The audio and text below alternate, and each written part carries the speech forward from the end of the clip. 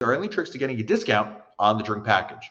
Just book it as early as you can. The key is to book the drink package as early as you can because there will be sales throughout. I don't know how far away your cruise is, but there will be dips and peaks of the cruise pricing for the drink package.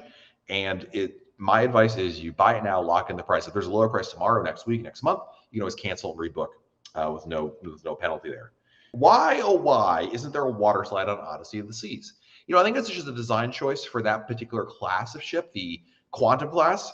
They've just never had them. Why? I think they just decided to put other venues like North Star or Ripcord by iFly or some other venues there that would take up that space. And essentially, they either chose to do them or they don't have room for them, something along those lines. But essentially, it's a design choice, essentially. Does Royal Caribbean offer late night food service?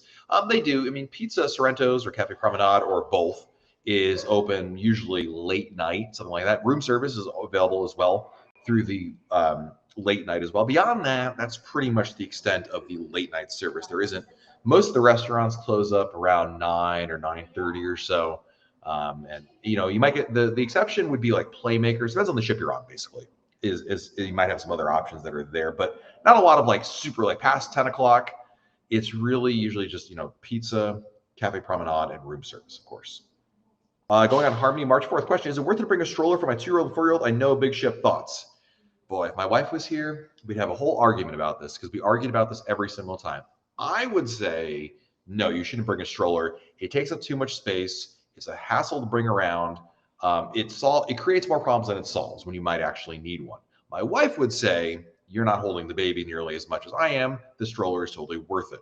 I would probably, the compromise is bring an umbrella stroller, like one of those cheapo ones that you get like at Walmart that you're going to use for one trip and throw away at the end of the cruise. Like, don't bring your super awesome, like deluxe mega baby stroller thingy that is the bee's knees. Because space is so limited, it's much easier to have an umbrella stroller that you can just bring there, store easily in your room, and then throw away later. That was kind of the compromise I think we ended up with as a family. But I always fought bringing the stroller because just getting it to and from the ship and using it on the ship is just a pain in the butt. So, any updates on Royal Caribbean's plans for Nassau? We posted an update, Lori, on last week on RoyalCaribbeanBlog.com. I'm not sure if it's all on the homepage, but we posted it. It's either on the homepage or page 2. We did post an update about that, Lori. Nothing was really updated. Like, Royal Caribbean didn't announce anything new. We just stumbled across some new plans and some concept art for what they envision over there. Could that change? Sure. What excursion is can't miss to St. Thomas, St. Maarten? Ooh.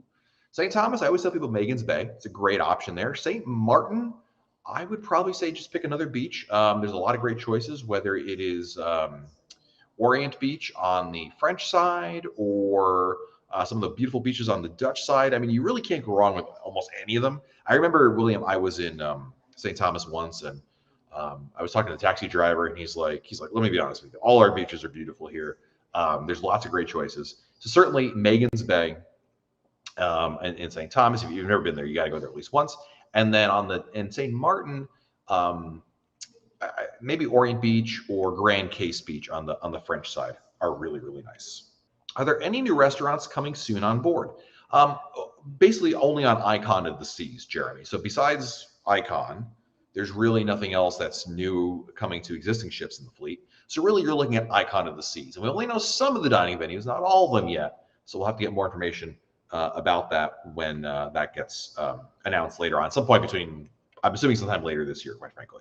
First-time cruiser. Lots of first-timers here. I love that. Would you recommend the 2-hour ship tour? It sounds interesting. The key word right there, key phrase is your last sentence right there. It sounds interesting. If you think seeing the ship's bridge and the engine room and other places is interesting, then yes, you should try it out. But if that sounds boring to you, then it will be boring to you. It's just really geared towards folks who would think they might find that kind of stuff interesting. And so the answer is, yeah, absolutely. I know you don't love the key, but could an exception be made for a Quantum class ship to get exclusive time on Ripcord and North Star? The problem with the exclusive time, and ultimately we would have to look at the schedule. You don't get a ton of time. You get select times. And in my experience, the times are always at terrible, like inconvenient times, like right before dinner time or during port days or something like that. Listen, at the end of the day, you know how I always tell people, a cruise is what you make of it. The key is what you make of it too. Certainly, if you stop what you're doing and you take advantage of those reserved times for the key, because certain signature activities are included, yeah, there's an argument to be made there. But I think a lot of people, again, we'd have to look at the schedule. So I'm making a generalization here, but I've often found the times for the activities that are reserved for only key guests tend to be at not optimal times. Not the times you actually want to go there, but you never know. Do you need a passport to get off the different ports? No. With very few exceptions, you don't need your passport in terms of there's no immigration process, customs you have to go through when you're there for the day in a particular port. I remember the only one I've ever done that one was at Cuba, but obviously you can't go to Cuba anymore. I think maybe some other places like Israel and Russia might be ones, but they're very few and far between. Most ports, especially in the Caribbean, you don't need your passport in terms of to physically walk off the ship, but I still bring my passport with me just in case, obviously, something were to go wrong, we'd be left behind kind of situation. We're moving to Florida soon. We only have one cruise on Royal Caribbean, but want to build our VIP level. What's the best way to build it without spending a ton of money? Booking solo rooms, so staying by yourself so you get double points, and just finding really cheap weekend deals. Book in advance. When it comes to weekend cruises, in a lot of cases, if you can look don't look 3 months ahead, look 6, 9, 12 months ahead of time or even more, you can sometimes find some really good deals, as well as, of course, just last minute deals. But if you book a room by yourself, you'll get double credit and anchor points. Double points is one of the best ways, the fastest ways to move up the chain. So I would definitely recommend looking for those kind of cruises and just being, opportunistic when it comes to, last minute deals and good prices. And then, of course, booking rooms by yourself, that would definitely help. Will Royal Caribbean ever bring back its Amplified program? Yes, they've said on numerous occasions, executives have said on the record, they absolutely want to bring it back. You got to remember, right now they are swimming in billions with a B dollars of debt. They just can't afford literally to be spending money on not frivolous, but discretionary spending like that, instead of just trying to recoup some of that money. So once they're in a better situation financially, the answer is yes, absolutely. Why is it so hard to book a true single solo cabin? Because there's not that many to begin with.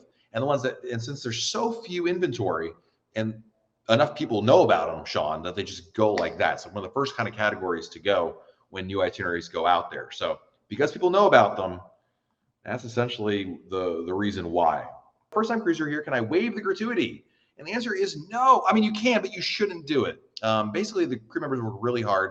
And even though it's listed as optional or discretionary, whatever the case may be, the reality is the system, for better or worse, is based on gratuities being paid, because it's kind of like going to a restaurant, right?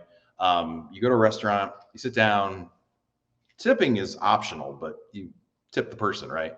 And it's just the way the system is. Now, if you don't agree with it, I'm with you. I actually prefer that Royal Caribbean integrates it into their cruise fare. But until that changes, I do believe you should pay the gratuity there. Now, if you want to waive the gratuity because you'd rather take that same amount or even more and tip them with cash, totally fine. You have to wait until you get on board the ship in order to do that. What to bring with you on a 5 to 7 night sailing? All right, so let's go one by one. Pick one thing. Angie, what would you bring on a 5 to 7 night sailing on your cruise? Anything that you think is the obvious underwear, but what's something that you would pack that's sunscreen and aloe. Sunscreen. Come on camera. They want to see you, not me. Sunscreen and aloe. I burn so easily. So good to pack that. All right. Allie? I don't take the camera. What would I pack? Something that you don't. Oh, you know what I've been liking to pack is a hamper. We've been doing that on a few of our longer cruises, like a collapsible one, fits right on the bottom of your luggage, and then you could put all your dirty clothes in there in the closet. Yeah. Haley? I like to use packing cubes in the dresser. Keeps everything organized. I don't believe in those. Marcy? Actually, I always say the ship is cashless, but I always find myself needing extra cash for gratuities and also the casino if you're a casino person, which I'm really not. But hey, that's what they put in the slot machines. There you go. Haley? So for a 5 to 7 night cruise, I always pack 2 swimsuits. 2 swimsuits. Because you will want to rotate them out when they are once wet and That's once smart. dry. My wife always says you should bring 2. I'm like, that'll be fine. And then you do the. Yeah. Oh. Jenna? Maybe like a. Y'all afraid of the camera? No, camera. That's why I'm a video editor. Maybe like a bag to bring with you in ports, not the bag you travel with. Right, a little day bag kind of thing. Perfect. How do you convince an anti-cruiser to take a cruise? Main concerns are getting seasick and hygiene. Great question. And the answer is, I think both those concerns are, I mean, the seasickness thing, could you get seasick on a cruise? I mean, raise your hand. I got seasick on a cruise. Has anyone else got seasick? Yeah. I mean, it happens, but it's very manageable. I mean, you could I just take an over-the-counter medication like Bonine, and within like, I don't know, 15 minutes, I feel much better. So it's possible for it to occur, but it's so easily manageable. It's not like you spend the rest of the cruise, you know, vomiting and feeling awful. It's something you can easily manage. So it shouldn't stop you from that thing. As for the hygiene thing, cruise lines, I don't know. I think their hygiene is better than anywhere else I go on land in terms of people actually adhering to washing their hands and things like that. You have to remember, in a lot of cases, what you read in the media is overblown. As an example, let me give you the norovirus, right?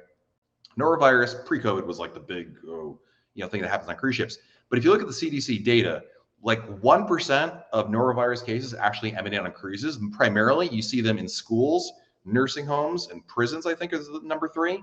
So, but nobody cares about, nobody cares, but it doesn't generate news like norovirus, people getting sick on a cruise ship. So ignore those kind of things. It's just I don't want to call it a myth, because I'm not here to tell you it doesn't exist, but the likelihood is so small that that's not a reason to stop to not cruise. All right, well, that's going to wrap it up for us today. Thank you guys so much, and big shout out to all of our super chatters today and our staff. Woo! We'll be on Liberty of the Seas on Friday, so yeah, we'll have hopefully a good time with everybody there. Shout out to Patty, who's in the chat. 7 appetizers all around. Have a great week, everybody. Stay safe out there. Do something fun, and we'll talk again very soon right here on YouTube. Bye, everybody.